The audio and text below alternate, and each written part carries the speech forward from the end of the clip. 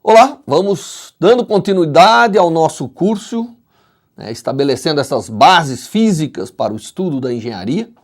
E hoje nós vamos ver um tema muito interessante, que é energia e trabalho. Nós aprendemos nas aulas anteriores o movimento, nós aprendemos que para descrever o movimento nós temos que ter grandezas físicas como velocidade, aceleração, posição. Obviamente o tempo é um parâmetro extremamente importante para o movimento, porque o movimento decorre ao longo do tempo, não é verdade? E nós vimos as causas do movimento, nós vimos as forças que, estabelecida por Newton através de 3 leis muito completas, nos permitem elaborar numa situação física como que as forças estão agindo e como elas estão causando o movimento, não é? Como que elas fazem as grandezas que descrevem o movimento mudar. E nós então verificamos a forma de lidar com esse problema utilizando as forças, somando força, calculando aceleração e assim por diante. Mas existe uma forma diferente de olhar o problema, que é através da energia e do trabalho das forças. E é isso que eu quero elaborar para você. Então vamos começar aqui imaginando que nós temos um corpo e esse corpo está sujeito a uma força, não é? Ele tem uma massa M, esse corpo aqui. E tendo uma massa M estando sujeito a uma força F, nós estamos tratando novamente o caso unidimensional, só para você não ficar nervoso, né? Então, nós estamos trabalhando ainda em uma dimensão. Então, dado que essa força age sobre o corpo até uma certa distância, então ele nasceu aqui e essa força foi agindo até que ele percorresse uma certa distância, que eu vou chamar D, né? Então, essa força agindo sobre o corpo por uma distância D, esse corpo que inicialmente tinha aqui uma velocidade inicial V0, passará a ter uma velocidade, como nós vimos na última aula, obviamente diferente de V0, porque a força agora continua atuando sobre a partícula, não é verdade? Então, nós temos uma sequência que nós aprendemos, que é a força.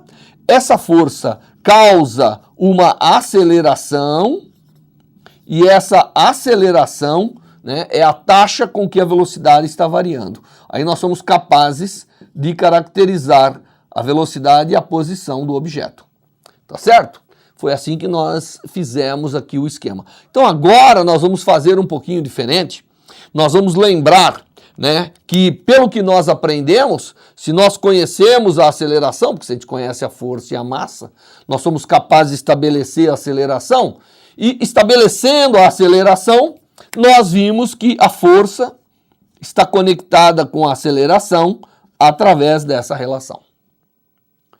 E nós vimos também que, dado que você tem uma aceleração e ela está agindo por uma distância d, a velocidade adquirida pelo corpo é a velocidade inicial que ela tinha, tudo ao quadrado, mais 2 vezes a aceleração, vezes a distância percorrida. Essa é uma relação que nós aprendemos, não é? Que é uma chamada relação de Torricelli, e ela estabelece como que a velocidade vai evoluir como função da distância, e nós vimos na última aula.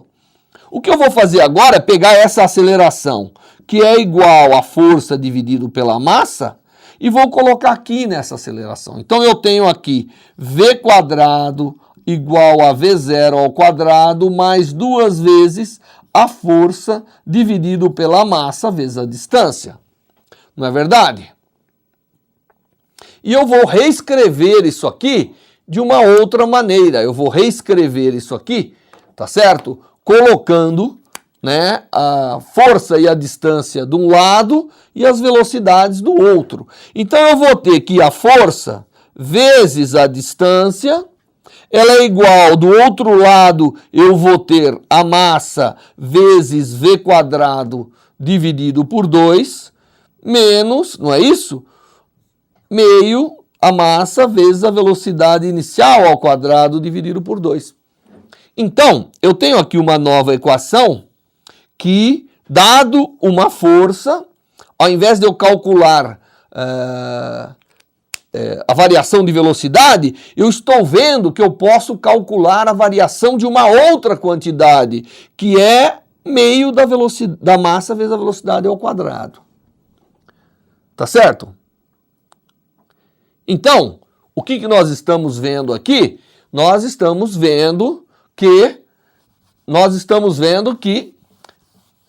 a força agindo sobre o corpo, não é isso? Durante uma certa distância, ele está variando uma quantidade que é uma quantidade interessante, que é uma quantidade que não é apenas a velocidade, ele está relacionado com a massa e a velocidade. Então nós estamos vendo que eu poderia, ao invés de falar de aceleração, falar do produto da força pela distância e da variação dessa quantidade aqui. Esta quantidade, força vezes distância, é o que nós definimos de trabalho. Isso aqui é o que nós chamamos do trabalho da força. Então, ao invés de falar só da força agora, nós vamos falar do trabalho realizado pela força. E ao invés de falar de variação só de velocidade, nós vamos falar de variação dessa quantidade, que é meio da massa vezes a velocidade ao quadrado, tá certo? Que é a chamada energia cinética, que é meio da massa vezes a velocidade ao quadrado. E nós observamos que o trabalho é igual à variação da energia cinética. Então, isso aqui é energia cinética.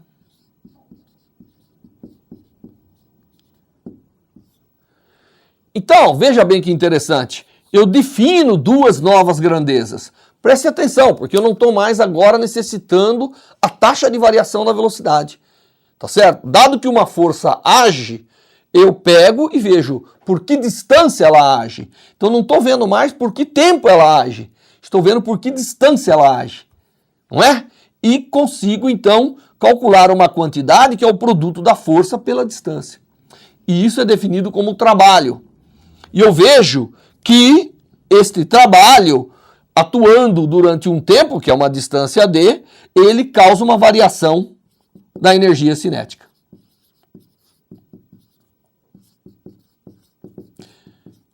Tá certo? Então, veja, eu não tive que passar pelo cálculo da aceleração para saber como, dada uma força que agiu durante uma distância, eu sou capaz de saber como que a velocidade variou através desse conceito de energia cinética. Então, nós definimos isso como energia cinética e é uma quantidade que vai aparecer muito, né, em tudo aquilo que nós vamos fazer, a chamada energia cinética, que é uma quantidade, né, que compõe a massa. Agora depende da massa do corpo.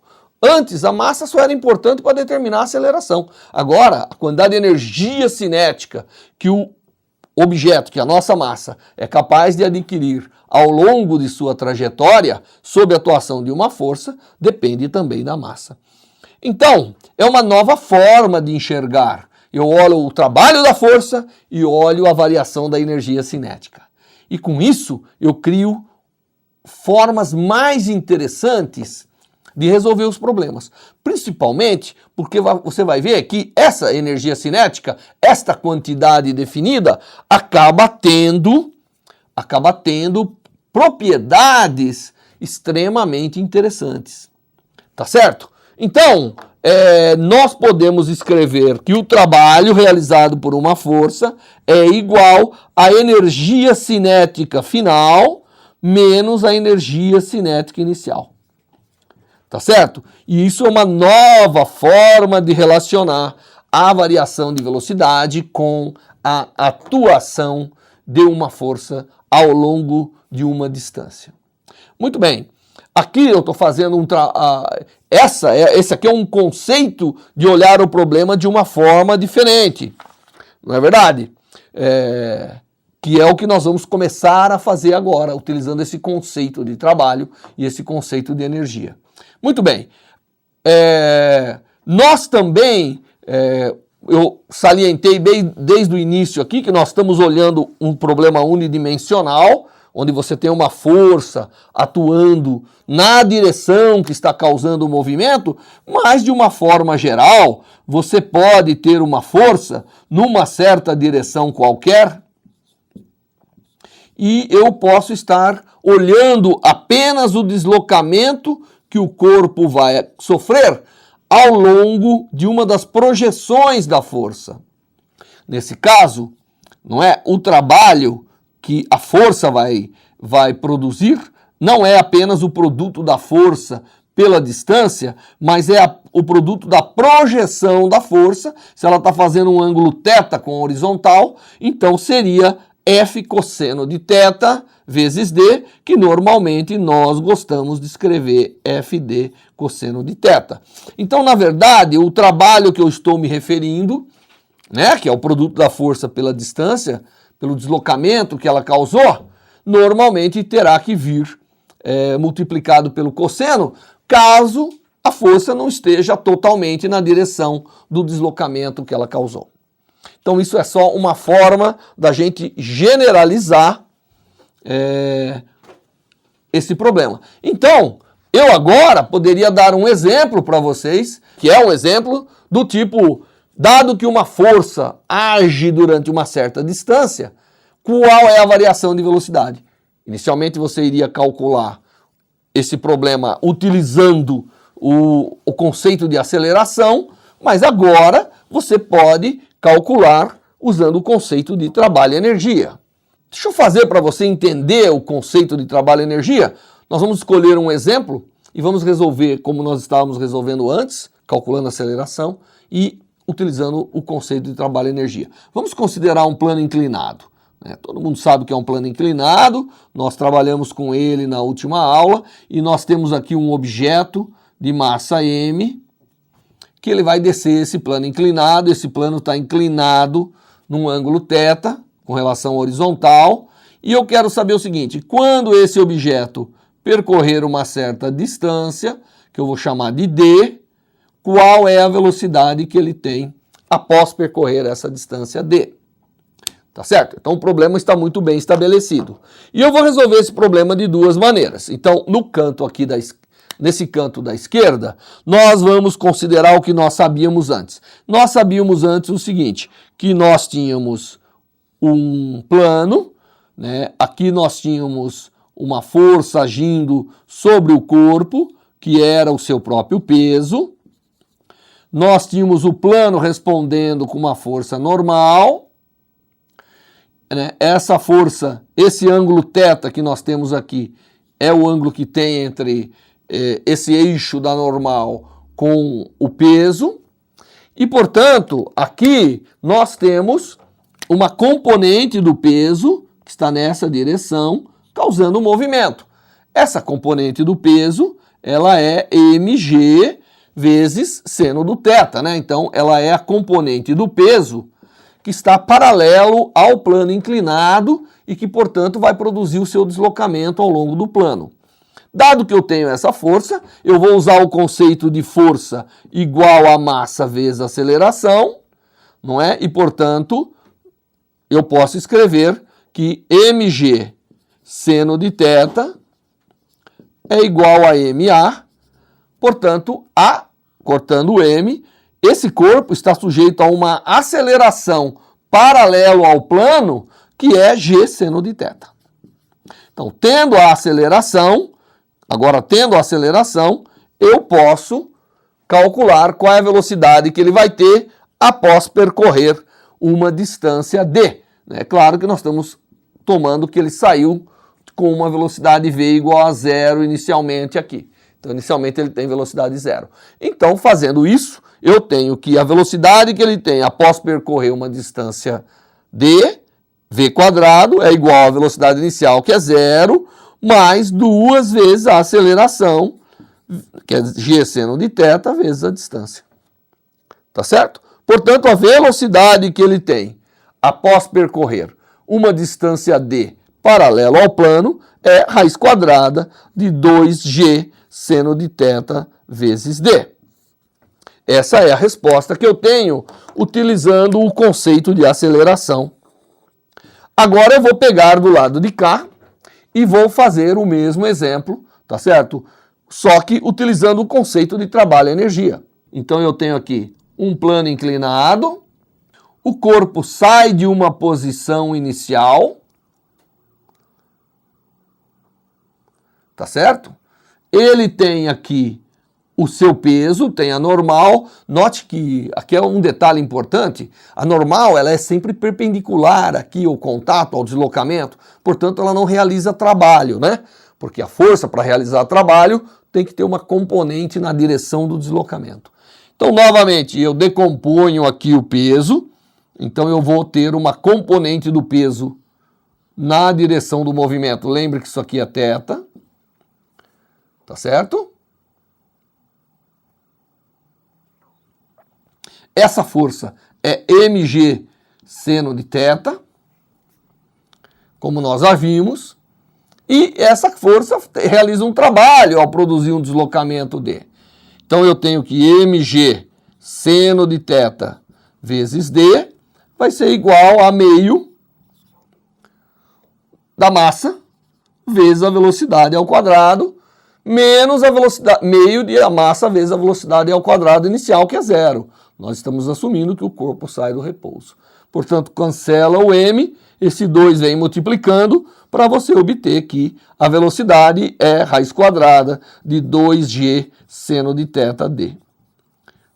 Tá certo? Quer dizer, você vê que eu pulo um passo, que é o passo de determinar a aceleração. Portanto, eu tenho a mesma velocidade nos dois casos, não é? Então, essas são duas formas de você calcular. Claro, nós vamos ver outros exemplos já, assim que a gente definir um pouco mais a energia do sistema como um todo. Então, quando o sistema tem as forças bem determinadas, nós podemos sempre utilizar o teorema do trabalho-energia. Há uma situação, no entanto, onde eu tenho um tipo de força muito especial, que são as chamadas forças conservativas.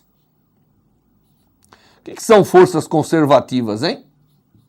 Forças conservativas são aquelas forças que, às vezes, eu trabalho contra ela e aí eu, de alguma maneira, faço esforço e depois ela me dá o esforço de volta.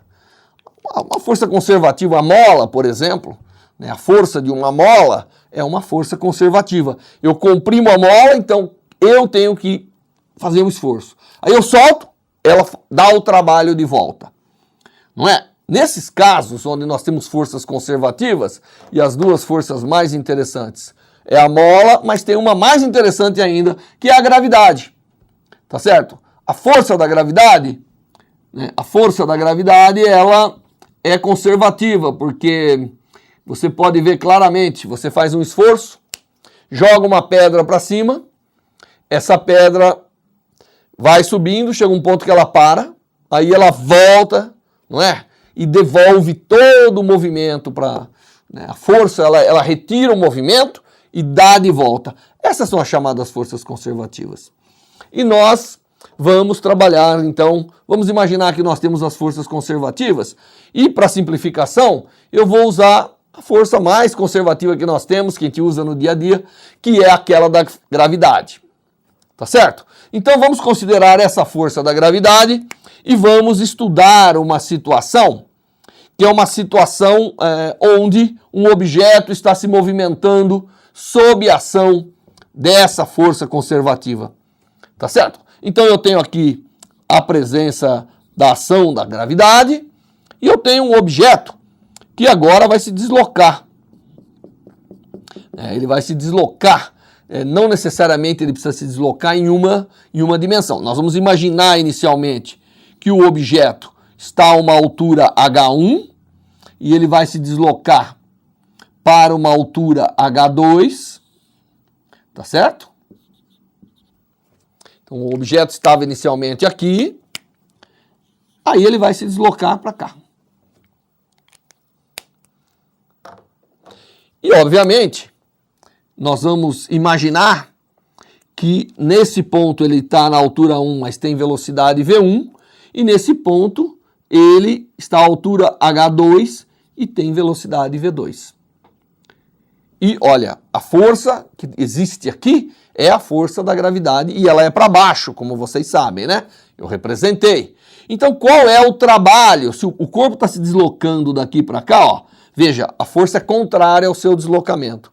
Portanto, o trabalho realizado pela força, ela é igual a menos mg vezes a distância percorrida, que como você pode ver é a diferença das alturas, H2 menos H1, correto? Então, esse é o trabalho realizado pela força da gravidade, que por acaso é uma força conservativa, como nós havíamos dito. Tá certo? Muito bem. Agora, o que vai acontecer? Vai acontecer que esse trabalho é a diferença de energia entre os dois pontos.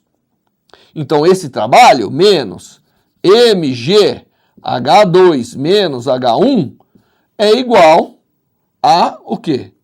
Meio de m V2 quadrado menos meio de m V1 quadrado. Tá certo?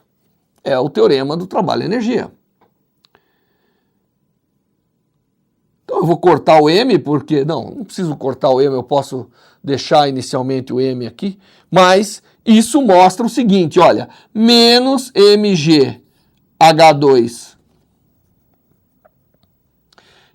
mais mg H1 é igual a meio de mv2 ao quadrado menos meio de mv1 ao quadrado, não é verdade? Só estamos brincando aqui com só expandir. Então eu vou passar o H2 para cá e vou passar o V1 para cá. Então eu tenho, na verdade, que mgH1 mais meio de mv1 quadrado é igual a mgH2 mais meio de mv2 quadrado. Eu só vou apagar aqui um pouquinho para criar uma visão melhor. Então você vê que é uma coisa interessante. Como isso vale para qualquer dois pontos que eu escolhi, não é? Eu não disse quem era o ponto 1 e o 2, eram dois quaisquer. Em cada ponto, a soma de mgh mais meio de mv quadrado é uma constante. Agora, meio de mv quadrado é o que nós definimos como energia cinética. E essa outra aqui, mgh, em cada ponto, aqui nós estamos com relação ao nível aqui, que nós assumimos como zero, é chamado energia potencial.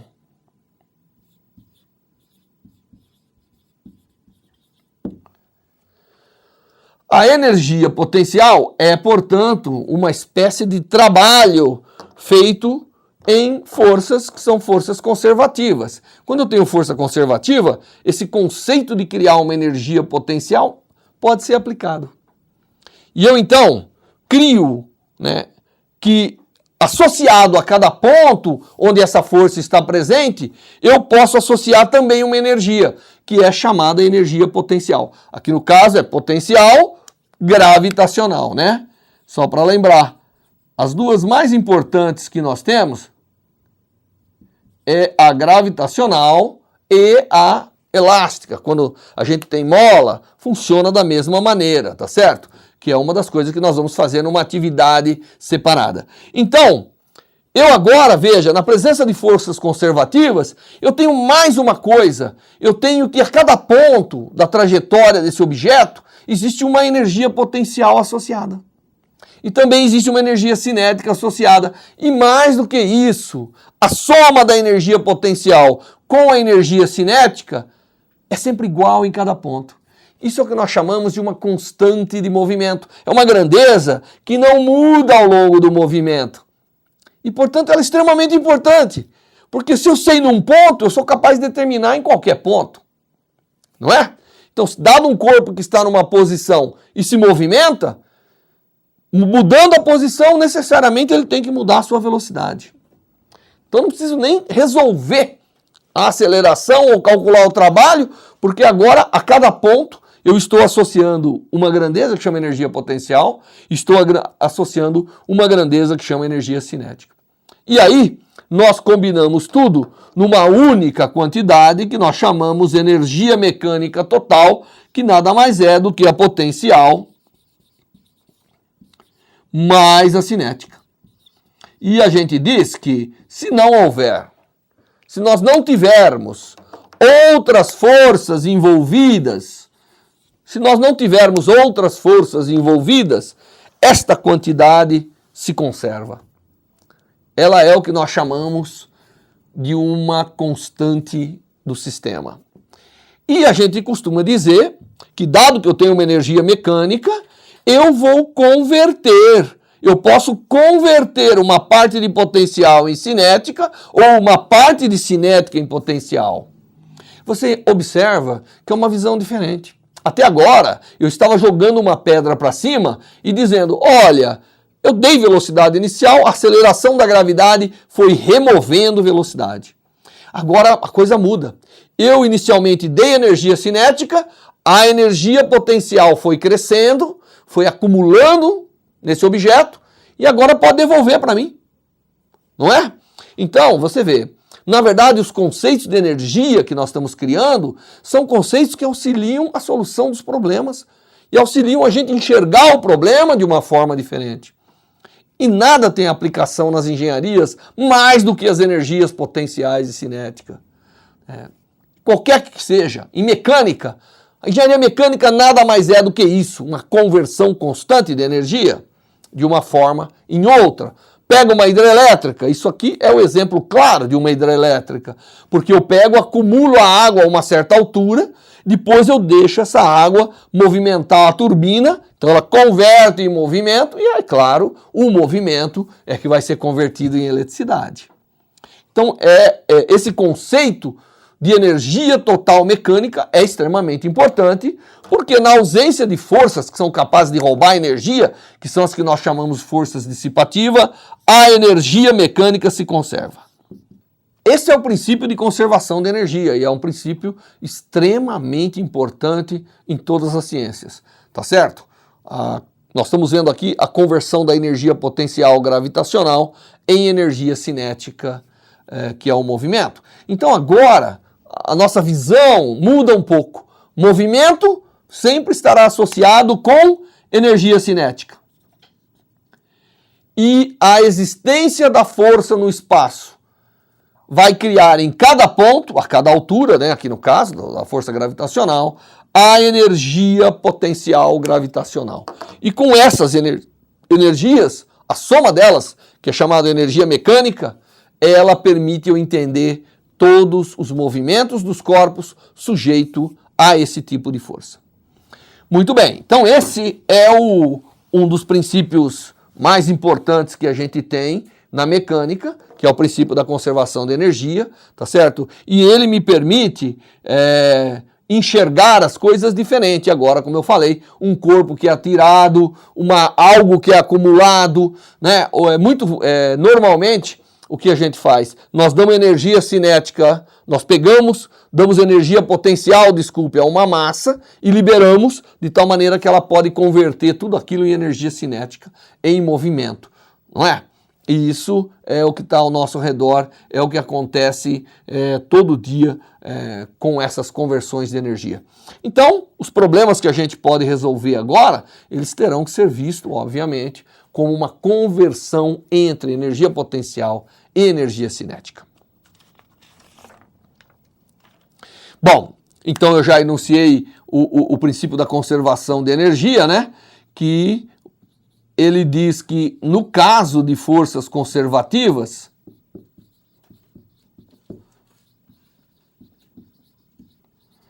nós temos conservação de energia mecânica. Então isso nós temos que guardar. Esse é um princípio importante. E essa energia mecânica será a soma da energia potencial gravitacional com energia cinética. Bem, feito isso, nós aprendemos dois conceitos agora, né? Energia cinética Vimos que o trabalho de uma força varia a energia cinética, mas no caso especial das forças conservativas, eu posso ir além, eu posso criar para a força o conceito de energia potencial e criar uma grandeza que se conserva sempre nesse movimento. E isso me permite resolver problemas de uma forma, de uma visão um pouco diferente daquelas existentes com as forças. Principalmente que a força é uma grandeza vetorial, né? E a energia é uma grandeza escalar, tá certo? Então, em termos de unidades, porque sempre vamos utilizar valores numéricos, etc. O trabalho, ele tem a unidade de energia, que é o chamado Newton-metro, que é o que nós chamamos do Joule, ou Joule, né? E o símbolo é um J. A energia cinética também tem, né, a mesma se você pegar massa, quilo, vezes metros por segundo ao quadrado, gera o mesmo Joule, tá certo? E a energia potencial também, obviamente, é o trabalho de uma força, continua sendo Joule. Então, todas as energias que nós estamos trabalhando têm as unidades que no sistema internacional, que é o sistema que a gente trabalha muito, ele é o Joule, a unidade de energia. Bom, vamos fazer alguns exemplos rápidos para que a gente possa consolidar o que nós aprendemos até agora. E eu vou pegar um exemplo, que é um exemplo que todo mundo gosta, que é pegar uma rampa, né? O skatista, ele vai pegar uma rampa e ele vai sair aqui de cima, tá certo? Vai sair do repouso, mas a rampa, com relação à parte horizontal, ela tem uma altura, que eu vou chamar de H maiúsculo. E esse skatista tem massa M, e ele saiu com velocidade 0, e ele vai chegar aqui a uma certa velocidade. Então, quando ele chegar aqui, ele tem uma certa velocidade. E a pergunta que a gente faz é, qual é essa velocidade? Não importa o trajeto, não me importa se isso aqui é uma curva circular, é um plano, não me importa.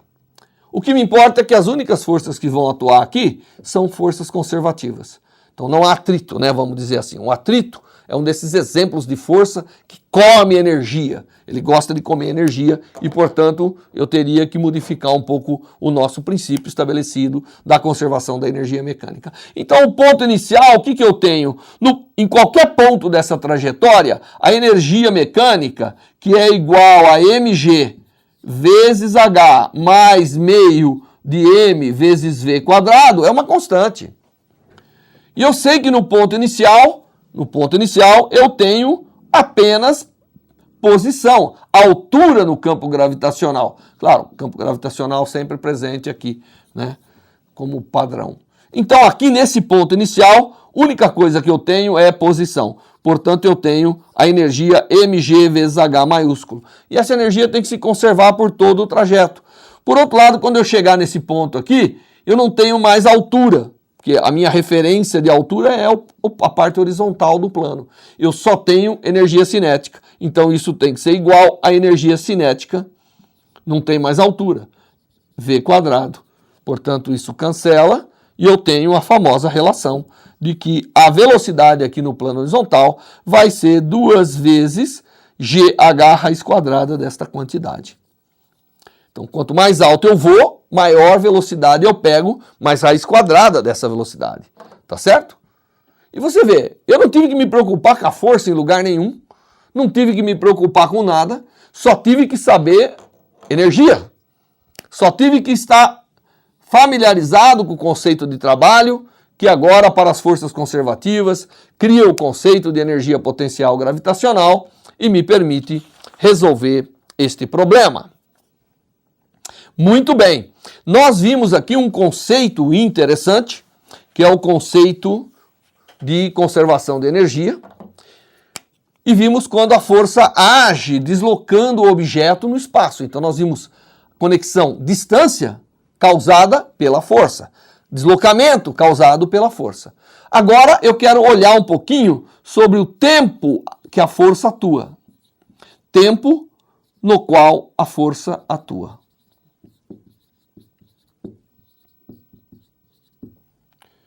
Então eu vou imaginar que eu tenho um objeto, novamente, igualzinho. Eu tenho uma força atuando sobre ele e ela vai atuar agora durante um intervalo de tempo ΔT. Tá certo?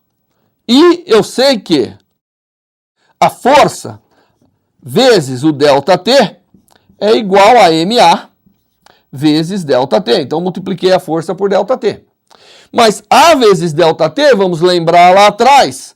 Lembre-se que a velocidade que um corpo atinge era igual à velocidade inicial que ele tinha, mais a aceleração vezes o tempo decorrido. Nós aprendemos isso lá atrás.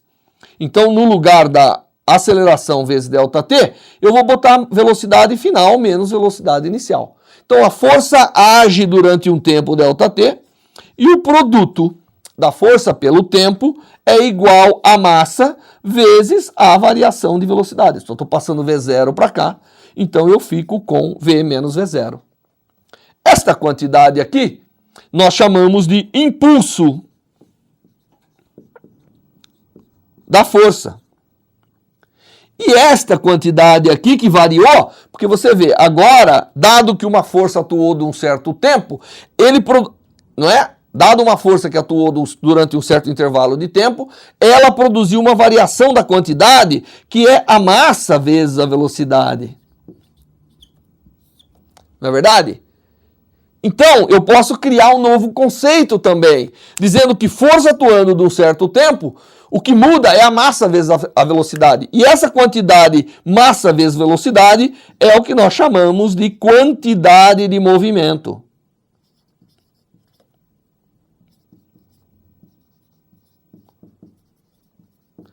Então, eu tenho o conceito de quantidade de movimento. Tá certo? Então, por um lado, o impulso é a força vezes o tempo. Por outro lado, massa vezes velocidade é a quantidade de movimento. E eu poderia estabelecer os problemas agora na base do tempo, não mais na base da distância, criando o conceito de impulso. Mas, aqui tem uma coisa interessante.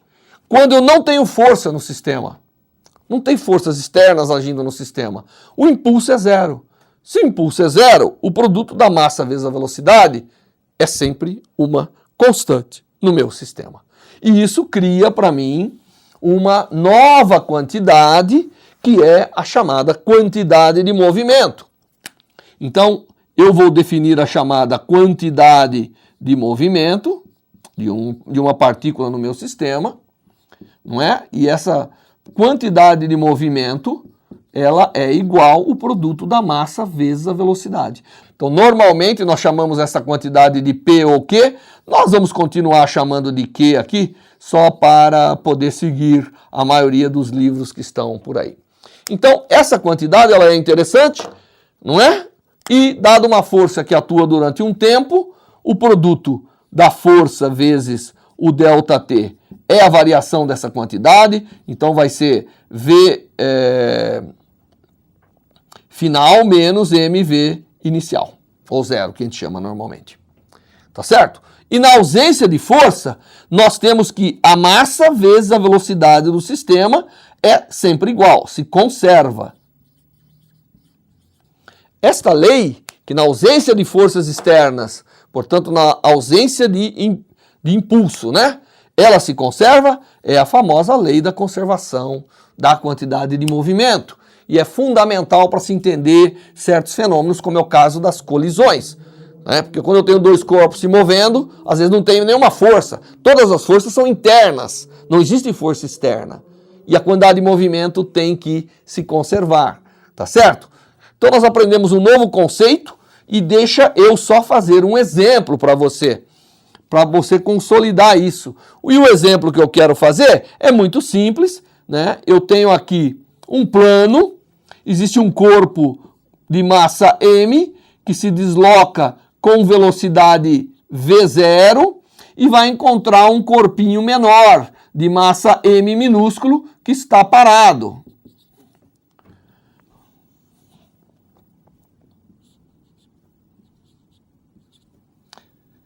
Então ele vai encontrar, ele vai colidir. e na colisão os dois vão sair andando. Então isso aqui é o que eu tenho antes da colisão. Após a colisão, né, eu vou ter aqui o corpo de massa M se movimentando com uma velocidade que eu vou chamar V1, e o corpinho de massa M minúsculo vai estar se deslocando por uma velocidade que eu vou chamar V2. Que força existe aqui nesse processo? Nenhuma, né? Não tem nenhuma força. Portanto, o impulso é zero. A energia também se conserva aqui. Então a gente costuma dizer que a quantidade de movimento total, que é a soma de todas as quantidades de movimento para cada componente do meu sistema, se conserva, fica igual. Então, para resolver esse problema é muito simples. Basta eu vir aqui, qual é a quantidade de movimento inicial? Vamos escrever aqui. A quantidade de movimento inicial que eu tenho, ela é igual a massa maior, né, vezes V0, porque a outra está parada. E qual é a quantidade de movimento que eu tenho após a colisão? É a massa maior vezes V1 mais a massa menor vezes V2. E, como não há forças externas, elas têm que serem iguais.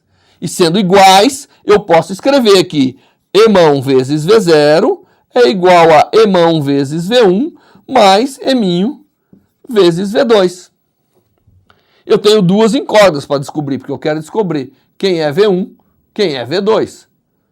Mas eu tenho também, não é verdade, a conservação de movimento.